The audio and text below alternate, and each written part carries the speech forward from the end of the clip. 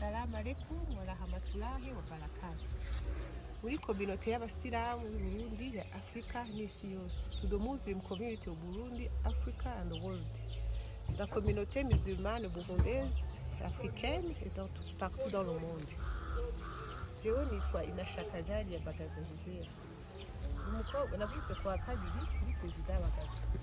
Ariko ndi umukobwa mukuru, kubera mukuru wanje Jeanne Terimbere yaragwaye. Ndabaramukije ku izina ry'Imana. Papa wacu yarapfuye.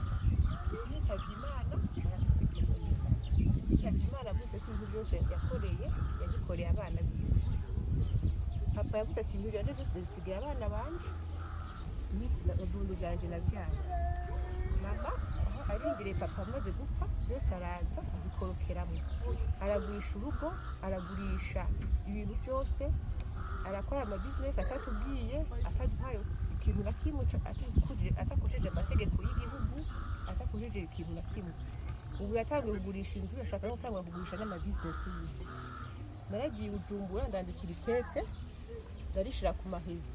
Avuga ati no, buri kete sije najyanditse ngo ntari Kirundi. Je ndazi Kirundi, ndazi Icongereza, ndazi n'Igifaransa.